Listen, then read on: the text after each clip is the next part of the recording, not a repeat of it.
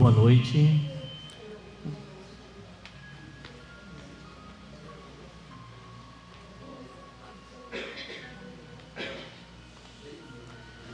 Boa noite a todos os companheiros, amigos, irmãos de jornada. É com muita alegria que mais uma vez nós estamos aqui, agradecendo a presença de todos vocês que estão aqui nesta casa, neste salão, e agradecemos também aquelas pessoas que nos acompanham pela internet, YouTube do Centro Espírita do Calvário ao Céu e também pela USE Intermunicipal de Bebedouro. Com certeza, todos nós seremos agraciados essa noite, como são todas as noites que a casa promove alguma palestra pública. Palestra essa, no domingo às 19h30, e lembrando que no domingo às 9h da manhã também temos a palestra. Começamos no domingo logo cedo com a campanha Alta de Souza, a palestra aqui no salão e as nossas crianças ao lado com a evangelização. Na segunda-feira também palestra às 20h, na terça às 20h e na quarta-feira também às 20h, orientações fraternas na quarta-feira. Lembrando que às quartas aquela porta da frente não está aberta, apenas a porta lateral. Na segunda e terça todas as portas estão abertas e logicamente está aberta para todos nós, para todos vocês. Estão convidados, aquelas pessoas, aqueles irmãos que não tiverem condições de vir no domingo de manhã ou domingo à noite, tem as opções da segunda, terças e quartas-feiras, tá bom? Lembrando que esses outros dias não temos a transmissão ao vivo, como está acontecendo hoje, no domingo às 19h30. Os outros eventos são presenciais, apenas aqui no salão, tá bom? Então, nós fazendo essas lembranças é sempre muito importante. Lembramos também aquelas pessoas que estão nos acompanhando, principalmente nos seus lares. Nós temos aqui no Salão Agro Fluidificada, que ao final da palestra, o Dorvanil estará fazendo a nossa oração e fluidificando a água. E lembrando, aquelas pessoas que estiverem nos seus lares também podem fazê-lo. Colocam um copo de água, acompanham e certamente também serão beneficiados, tanto quanto aquelas pessoas, aqueles irmãos que estão aqui presentes, tá bom? Bom, dado os recados, vamos nos prepararmos para a oração.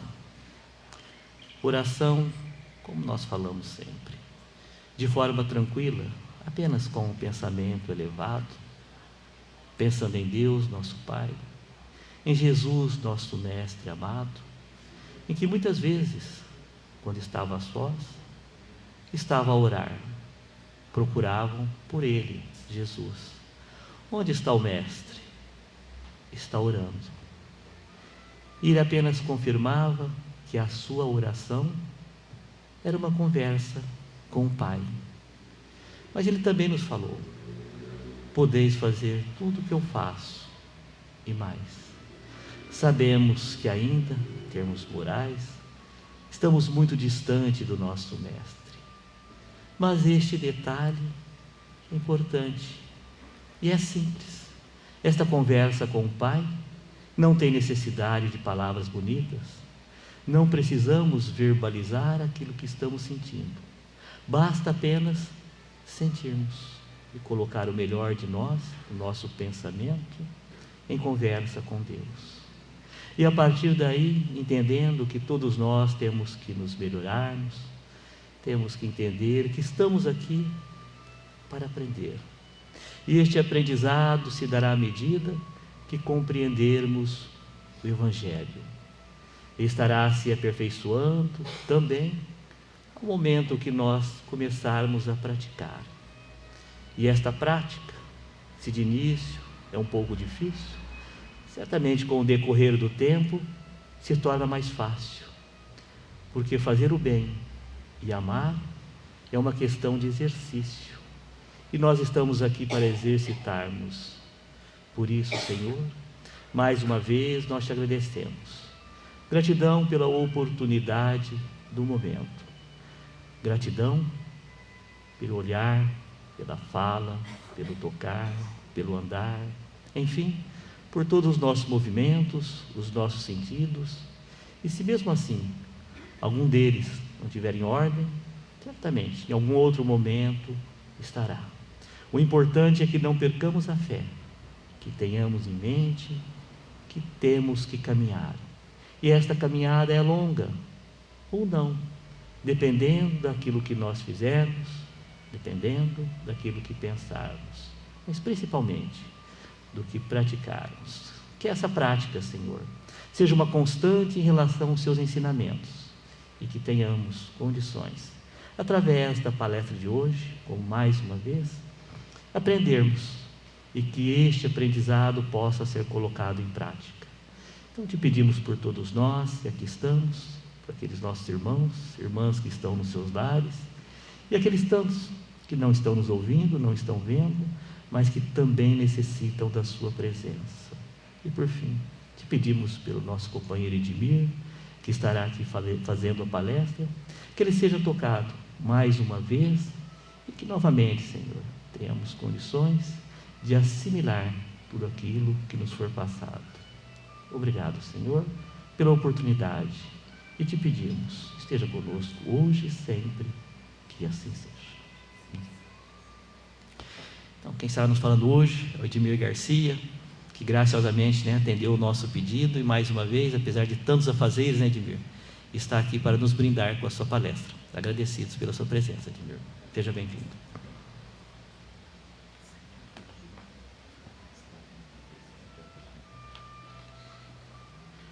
Boa noite a todos e a todas, tudo bem?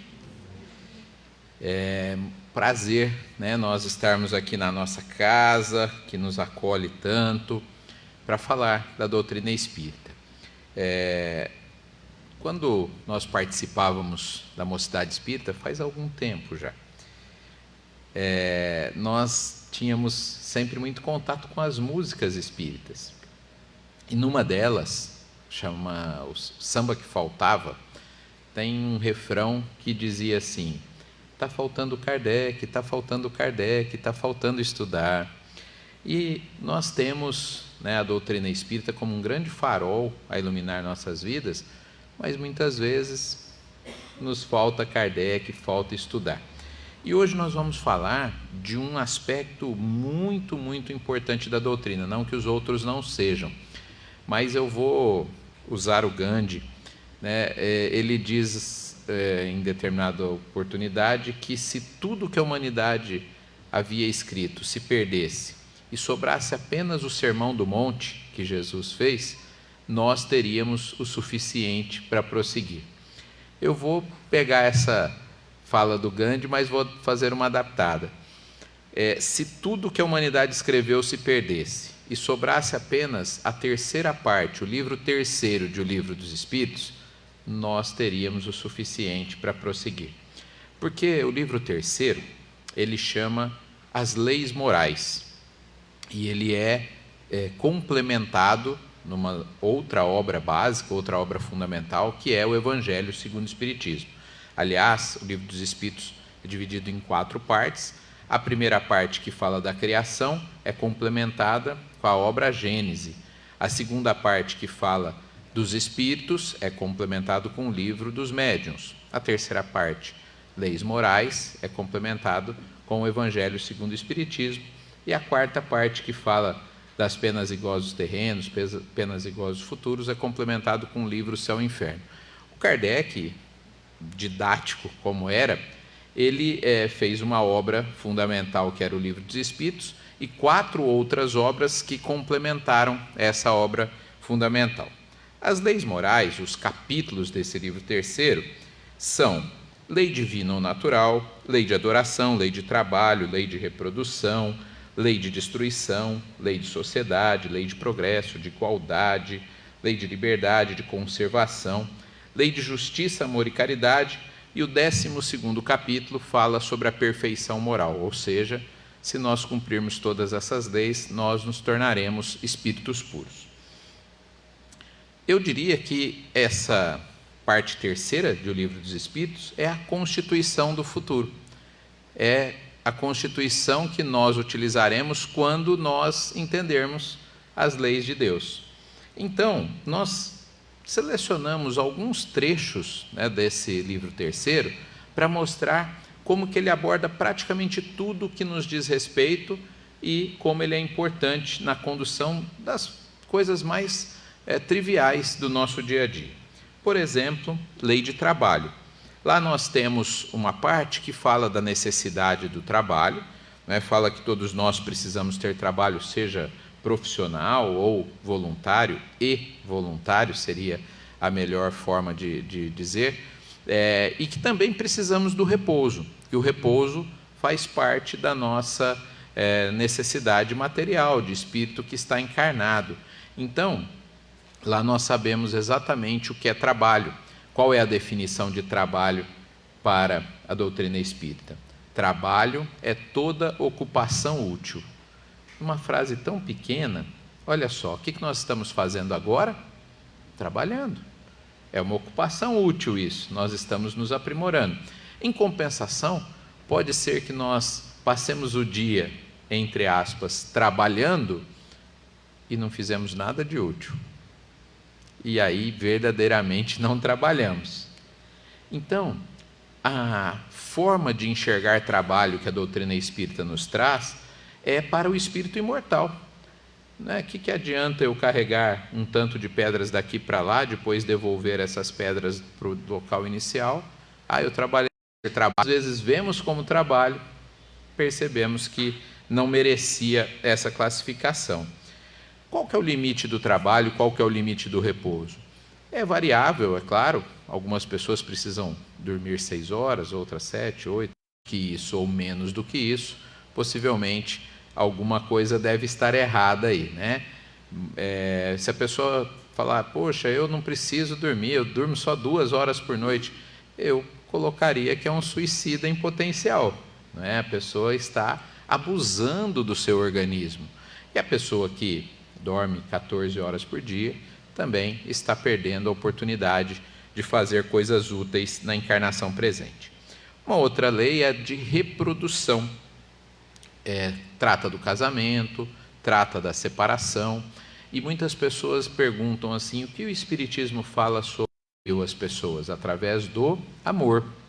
E se houver união através do amor, não há ser humano que consiga separar. Por outro lado, muitos casais não estão unidos pelo amor, e sim por outros, adolescentes, alguns um pouco mais velhos. Eu falo, olha, não quero tirar o romantismo de vocês, não, mas casamento e amor, poucas vezes na história teve relação. Os casamentos, na maior parte das vezes, foram por interesses. Os ricos, por exemplo, alianças entre reinos, e as pessoas nem se conheciam, não é? Como diz uma assistente social amiga minha, ela fala, nas classes muito baixas, o casamento funciona muitas vezes como junção de olerites, para a sobrevivência, né? Então, o casamento, infelizmente, na sociedade que nós vivemos, não não vou dizer na maioria das vezes, mas muitas vezes, a união que a doutrina espírita e que Deus espera que é através do amor. E nesses casos, às vezes a separação se faz necessária. Mas, como eu disse, o Espiritismo diz que nós devemos buscar todas as formas de aprender a conviver com as pessoas que estão conosco, buscar ser indulgentes, porque nós precisamos da indulgência também dos demais. Também nesse capítulo fala das teorias populacionais. Pouco antes de Kardec publicar o Livro dos Espíritos, 59 anos mais precisamente, surgiu a primeira teoria populacional do Thomas Robert Malthus, pastor protestante, em 1798, quando ele coloca que a população da Terra ia crescer de forma vertiginosa, ia crescer numa progressão geométrica, enquanto o alimento ia crescer só numa progressão aritmética, ou seja, o alimento ia crescer 2, 4, 6, 8, 10, 12, 14, 16, e a população ia crescer 2, 4, 8, 16, 32, 64, 128, 256. E aí ele dizia, em 1900, 100 anos depois da publicação, a população do planeta vai ser de 10 bilhões de pessoas e não vai ter alimento para todo mundo. Faria uma revolução verde que aumentaria muito a produção alimentícia do planeta. Hoje, por exemplo, nós somos em 8 bilhões de pessoas no planeta e produzimos alimento. Portanto, 2023, ele falou que seríamos 10 bilhões lá em 1900. não é porque a humanidade não produz alimento suficiente, é por conta do egoísmo humano. Uma outra lei que nós temos para estudar é a lei de conservação, que fala sobre o necessário e o supérfluo. O que é necessário de fato? O que é supérfluo? Ainda que nós saibamos que isso é variável, né? O necessário para um pode não ser para o outro, o supérfluo para um pode não ser para o outro, mas também tem uma regra, igual na questão do repouso. Se nós ficássemos sem aquilo, realmente nós não conseguiríamos sobreviver? E um exemplo bom disso é imaginarmos mulheres e homens que nós admiramos. Irmã Dulce, Madre Teresa de Calcutá, Francisco de Assis, Francisco Cândido Xavier, colocava ali. E nós, então, nesse item, é quase certeza, eu posso afirmar isso com pouco medo de errar, que nós estamos indo mal. Nós usamos dos bens do planeta. Também nesse capítulo fala sobre as privações voluntárias. Eu não casei porque eu vou entrar para uma ordem religiosa e ficar orando, ou eu vou deixar de comer carne como uma privação. E aí o Espiritismo nos diz que essa privação só faz sentido se ela realmente for ajudar alguém. Se não for ajudar ninguém, é fruto do nosso egoísmo. Eu sou vegetariano há mais de 4 décadas. E às vezes as pessoas falam assim: as pessoas vegetarianas são mais evoluídas. Eu acho isso muito engraçado, porque Jesus não era vegetariano. E o Hitler era vegetariano. Ou seja, eu sou vegetariano, tenho autoridade para falar do assunto.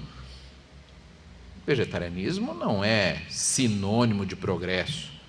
Edmir, mas lá no Livro dos Espíritos está dizendo que com o passar do tempo nossa alimentação vai ser mais frugal, que nós não vamos nos alimentar. Sim, com o passar do tempo, a Terra ainda não chegou nisso. Algumas pessoas seguem, veganismo, vegetarianismo e outros, porque entendem que para elas é algo positivo. Mas não podemos associar essas privações a progresso moral. Muitas vezes isso não diz nada a respeito de quem nós somos, não é?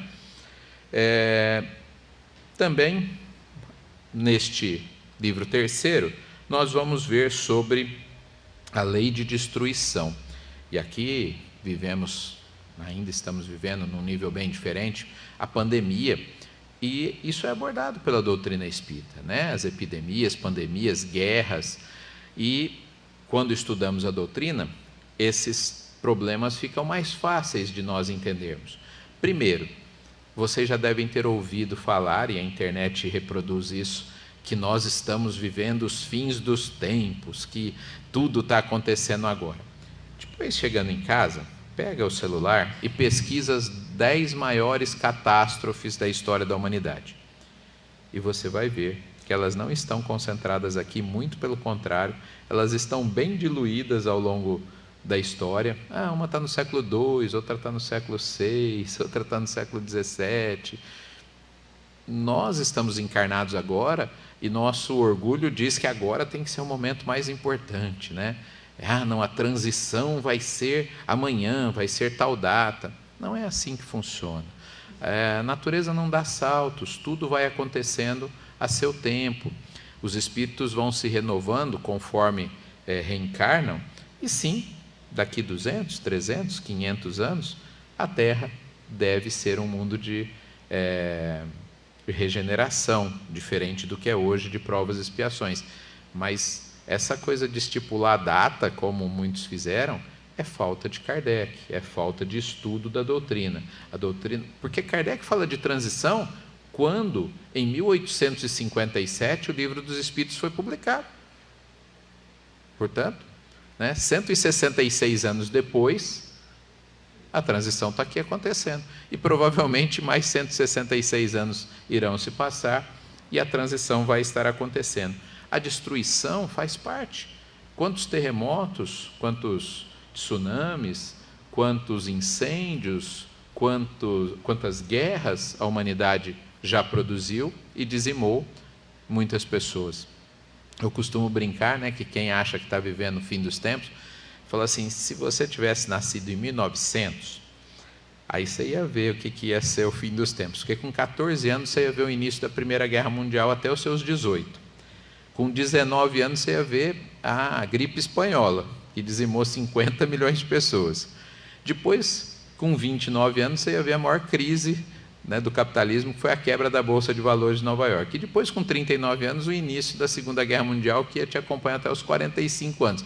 Essas pessoas tinham mais motivo para achar que era o fim dos tempos do que agora.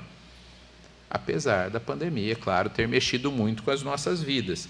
Mas as guerras e os flagelos naturais faz parte das nossas provas. Tivemos a chance de ver, com a pandemia, quem realmente se preocupa com os outros, quem optou pelo egoísmo. Prova. Nem tudo é expiação. Expiação é minoria. São aquelas coisas que eu não tenho como escapar, porque eu lesionei, por exemplo, o meu perispírito e vou reencarnar com o fruto dessa lesão, né? Isso é uma expiação. O resto todo é prova.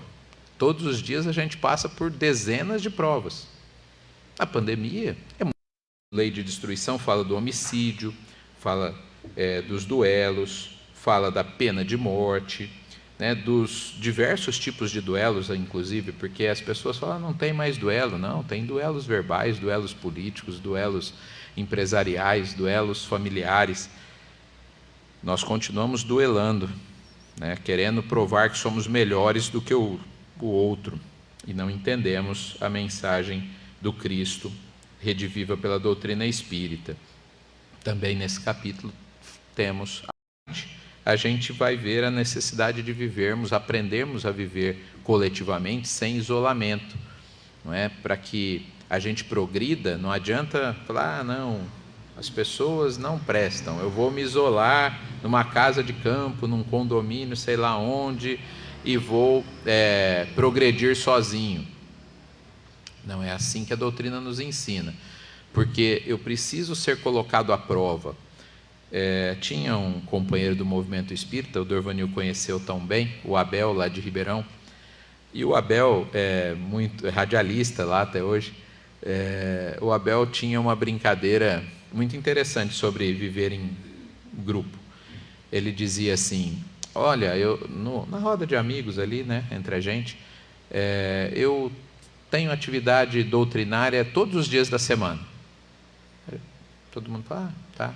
Ninguém perguntava nada. E ele falava, vocês não vão perguntar qual que é a mais importante? Abel, qual é a mais importante? Já que você quer que a gente pergunte. Ele falou, da quarta-feira. E o que você faz quarta? Quarta eu jogo bola com os meus amigos. Todo mundo ficava um pouco sem saber. Eu tenho atividade doutrinária todos os dias, quarta é mais importante, eu jogo bola com os meus amigos. Como é isso? Eu falei, porque no centro eu já aprendi a ser bonzinho. No centro eu chamo todo mundo de irmão, no centro eu faço palestra, no centro, mas no jogo de futebol, quando alguém chuta a minha canela, quando eu perco, eu ainda não aprendi. Eu preciso pôr à prova, no contato com as pessoas.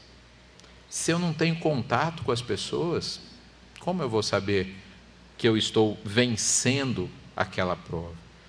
Então, muitas vezes o isolamento é fruto apenas do meu orgulho, do meu egoísmo, e não porque, de fato, aquilo vai me trazer algum benefício. Nesse capítulo temos a abordagem sobre os laços de família, tanto consanguíneos, né, pessoas que estão na nossa família consanguínea, mas a principal família, que é a família espiritual. E aqui eu não vou ter tempo de me aprofundar, como, aliás, não estou me aprofundando em nenhum item, só citando praticamente, mas eu vou deixar todo mundo com a pulga atrás da orelha aqui. Vocês já pensaram, estão preparados, preparadas para chegar ao mundo espiritual e encontrar diversos ex-maridos e diversas ex-esposas?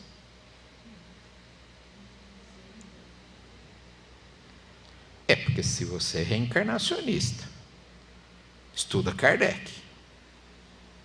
Você sabe que você teve centenas de encarnações e que teve alguns maridos e esposas. E eu vou piorar a situação para você. Lá não dá para pensar uma coisa e falar outra. É bom a gente se preparar de verdade, porque a hipocrisia no mundo espiritual não vai funcionar. Ou eu entendo a doutrina espírita, ou eu entendo que todos somos uma grande família universal, ou eu continuo aqui defendendo os meus e matando os outros por causa disso. Isso não é o que prega a doutrina. Somos todos irmãos. Aquele que está no outro país hoje pode ter sido meu pai na vida passada ou ser na vida futura. Porque sem a reencarnação não há espiritismo. Não há justiça divina. E é o estudo que vai me fazer introjetar, interiorizar isso. Palestras servem para despertar-nos. A hora que eu vou para a sala de estudo é que eu vou introjetar esses conhecimentos e depois, com o passar do tempo, senti-los. E vou conseguir olhar para todo mundo como meu irmão de verdade. Sem diferença se é consanguíneo ou se não é consanguíneo. Aliás, Jesus falou isso, não é? Quando disseram que a mãe e os irmãos estavam ali fora, o que ele respondeu? Quem é minha mãe? Quem são meus irmãos? Ele estava falando da família universal, dizendo que é muito mais amplo do que a família consanguínea. No capítulo 8, Lei de Progresso, eu tenho uma queda especial por esse capítulo, vai falar sobre o progresso da espécie humana e da legislação humana. E aqui, se nós estudarmos esse capítulo, não tem como ser pessimista. Se tem espírita pessimista, não estudou Lei de Progresso. Porque todos nós fomos criados simples e ignorantes, e todos nós, inexoravelmente, seremos espíritos puros. Lei de Progresso. Ah, mas e se eu for teimoso? Vou demorar um pouquinho mais. E se eu cometer erros graves? Vou demorar um pouquinho mais. Mas vou ser um espírito puro. E aqui vai um exercício para nós fazermos. Eu acredito que ele nos torna mais leves. Tomara que eu consiga tornar o fardo mais leve com esse exemplo. Pensa em alguém. Alguém que você viu que cometeu um crime gravíssimo, algum político que você não gosta, alguém da sua família que você não consegue nem chegar perto. Pensou? Então tá, pensa que essa pessoa vai ser um espírito puro. Tanto quanto você, tanto quanto eu. E, às vezes, antes de mim. Eu já mudo completamente a minha visão do outro. Porque Jesus falou que era para eu amar o próximo como a mim mesmo. E ele não pôs com exceção desse ou daquele. A exceção fica por nossa conta e risco de não termos entendido a mensagem. Não há exceção. Todos, todas as pessoas são nossos irmãos e irmãs. Lei de Progresso. Família, lá da Lei de Sociedade. E também em Lei de Progresso a gente vai ver a influência do Espiritismo sobre o progresso. Eu acabei de falar sobre ela. O Espiritismo vai ser a religião do futuro? Não. Poxa, eu pensava que ia ser. Não. Tanto lá no Livro dos Espíritos quanto no Obras Póstumas, isso está bem claro. O Espiritismo não será a religião do futuro. O Espiritismo será o futuro das religiões. Como assim? Somos 2% de espíritas no Brasil. E 80% dos brasileiros acreditam na comunicabilidade dos espíritos. O Espiritismo influencia o pensamento das pessoas, lá a maioria evangélica, protestante, né? Os quakers, os puritanos, mas de maioria protestante, eles tratam de reencarnação. Joana de Ângeles ditou o Homem Integral para o Divaldo, isso eu falo na palestra de educação, na década de 80, Na década de 90, o Howard Gardner lançou Inteligências Múltiplas, né, professor da Universidade de Harvard. Aí você vai falar, plagiou a Joana de Ângeles. 10 anos depois, ele escreveu praticamente o que a Joana de Ângeles tinha escrito. Você acha que ela achou ruim? Tenho certeza que não. Provavelmente ela inspirou o Gardner a escrever essa obra, porque ela sabia que a obra dela ia ser lida por meia dúzia de espíritas e que a obra do Gardner ia ser lida pelo planeta inteiro. Quando a verdade tem que vir, ela virá. E não vai ser só no meio espírita. Longe disso. No EAD, no estudo do sábado à tarde, a gente fala muito sobre isso. A gente tem uma mania de achar que missionário é religioso, né? Mas tem missionário na ciência de montão, missionário nas artes, missionário na política, missionário no direito, missionários na saúde, enfim. De vez em quando aparecem uns missionários religiosos, mas nós achamos que só no meio religioso é que tem missionários. Os espíritos superiores estão nos meios religiosos. Não. Isso é falta de Kardec. Lei de igualdade. As desigualdades físicas, intelectuais e sociais são explicadas lá. Sem o estudo de lei de igualdade e a reencarnação como base, o mundo fica injusto.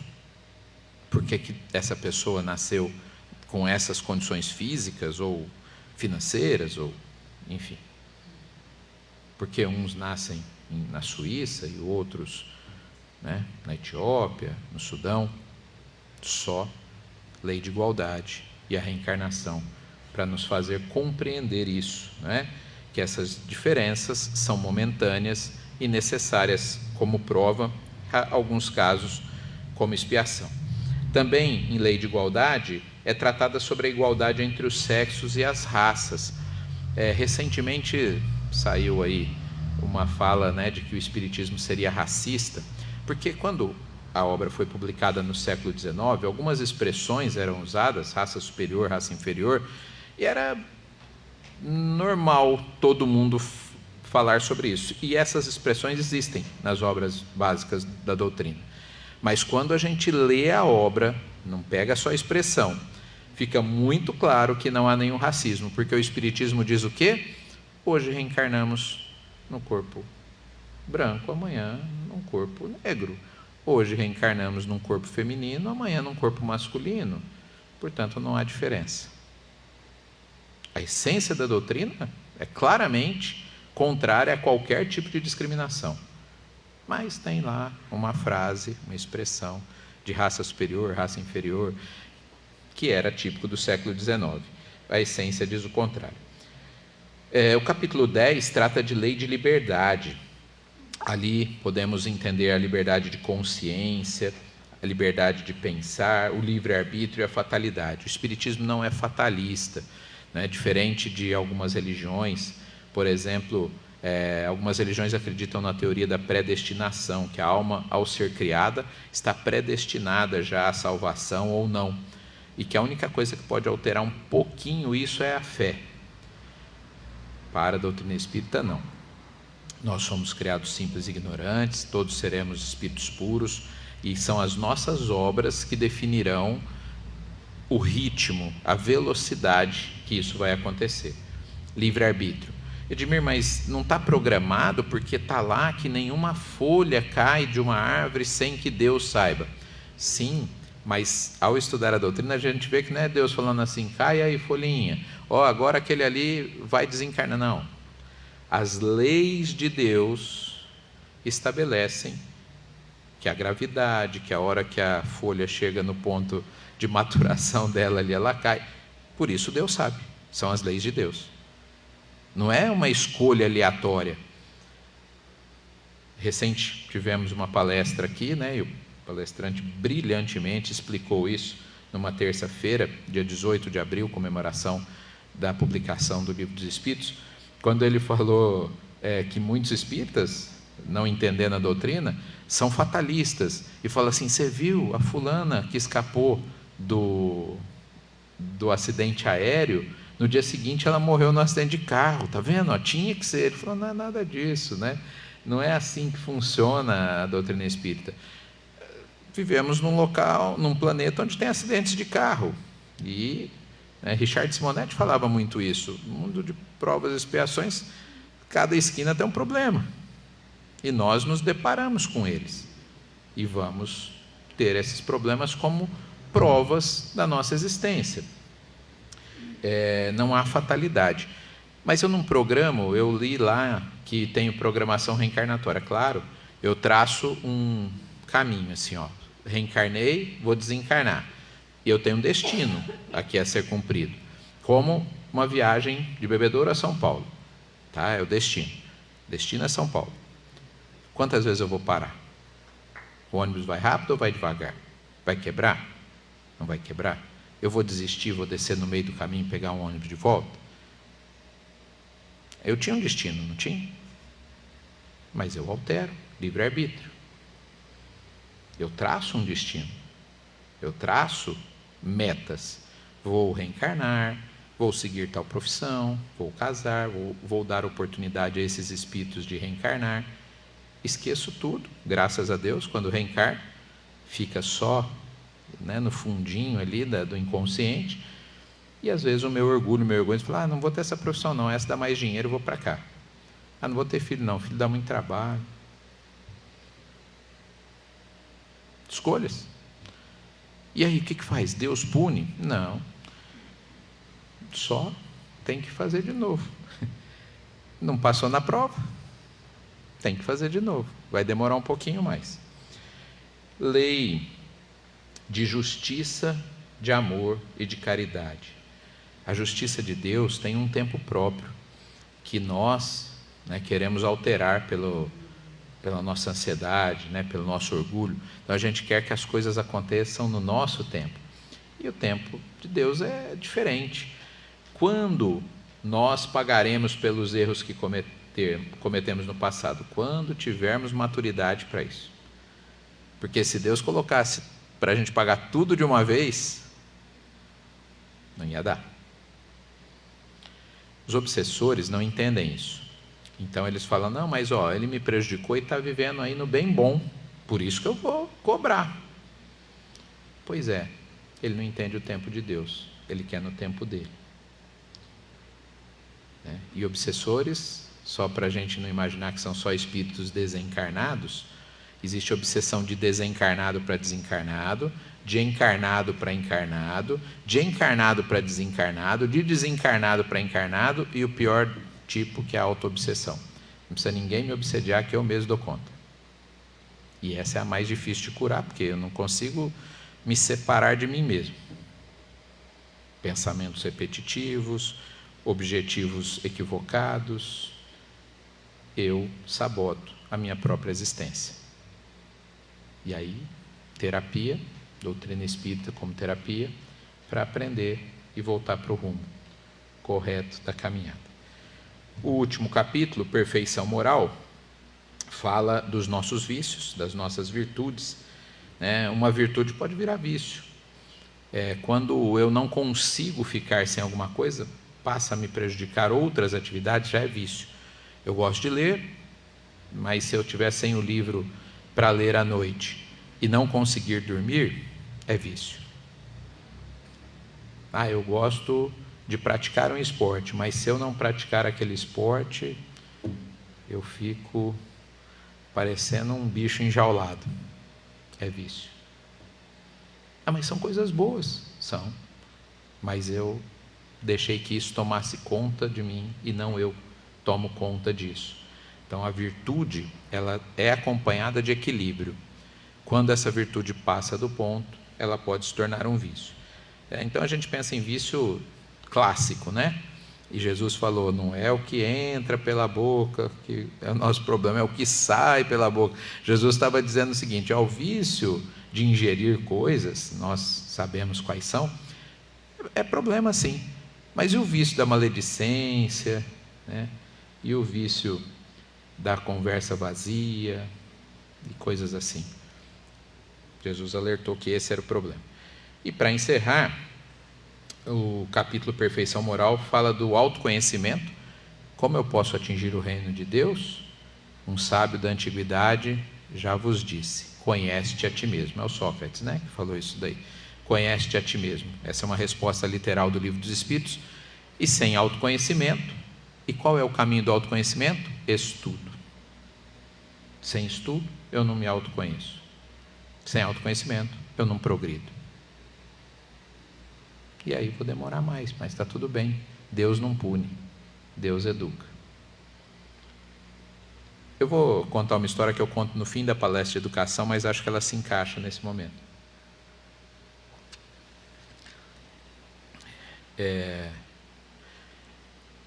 Levei meu filho mais velho na natação quando ele tinha 5 anos, ele está com 27, né? Essa história tem 22 anos, e o professor falou que aquele dia ia ensinar eles a mergulharem. Primeiro ele mostrou do lado de fora da piscina, para aquele bando de molequinho, menininha de 5 anos mais ou menos, como que fazia a postura corporal, baixava o corpo, o dedão virado na borda da piscina, mostrou ali e entrou para não ter risco, né? A hora que as crianças caíssem na água. E aí as crianças começaram a cair na água, e o primeiro mergulho de todo mundo é barrigada, né? Você escuta o barulho de longe, assim. Eu estava lendo um livro, eu baixei com barulho, né? Você escutava o barulho da barriga batendo na água. O professor falou, muito bem, sobe a escadinha ali e volta para a fila, já é sua vez de mergulhar de novo. Eu falei, opa, interessante essa lição aí, né? Baixei o livro e fiquei prestando atenção. E aí, segundo mergulho, barrigada também. Dói mais que a primeira, porque é o erro, em cima do erro que a gente já cometeu. Ele falou, muito bem, parabéns, sobe a escadinha, volta para a fila que já você vai mergulhar de novo. Eu falei, que coisa fantástica, educação espírita. Deus fala para a gente assim, está dando barrigada, meu filho? Tudo bem, sobe a escadinha, volta para a fila, já você tem que mergulhar na carne de novo, reencarnar, e se der barrigada, vai doer.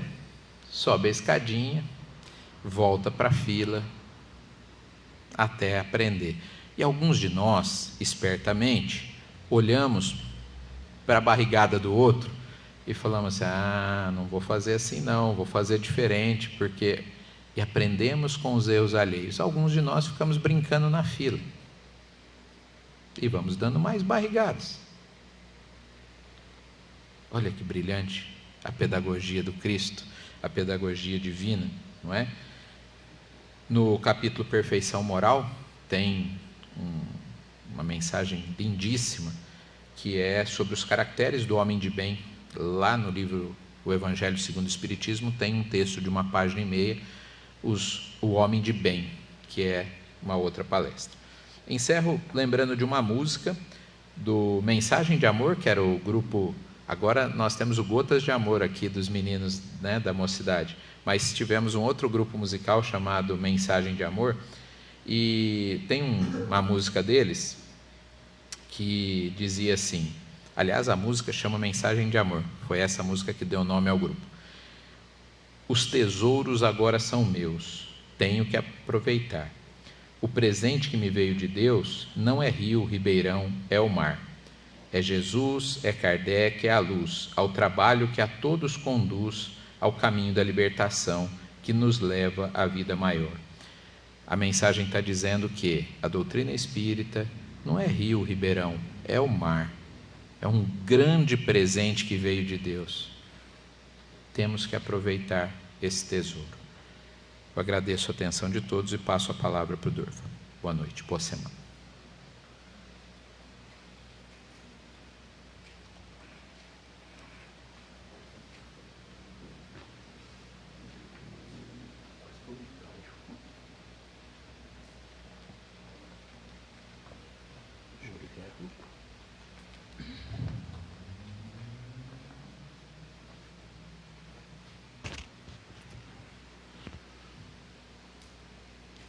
Boa noite a todos. Que Deus, Jesus, os amigos espirituais que nos assistiram durante os comentários da noite, continue conosco agora, ao final da nossa reunião, e que possamos, em espírito de gratidão, agradecendo a oportunidade que a noite nos oferece para que, ao retornarmos aos nossos lares, possamos levar junto aos nossos familiares as melhores vibrações que aqui recebemos e que podemos também emiti-las em favor daqueles que necessitam.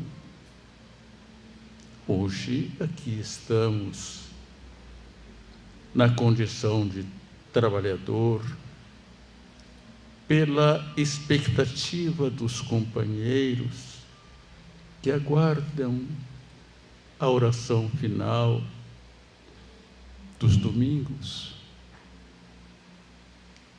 e que, como o meu médium de transporte por motivos de saúde não pôde transportar-me até aqui, mas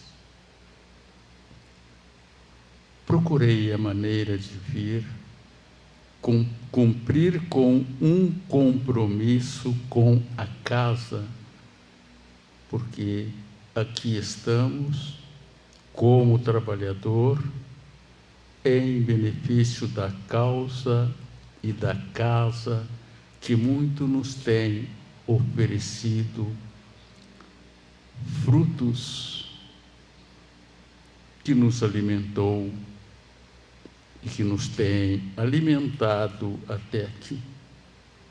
Portanto, ao encerrar a nossa reunião, quando ouvimos Kardec no Livro dos Espíritos, falando das leis de Deus, chegamos a entender que, como individualidade, cada um de nós fazemos o nosso caminho. Deus fez o caminho, mas quem tem que caminhar somos nós.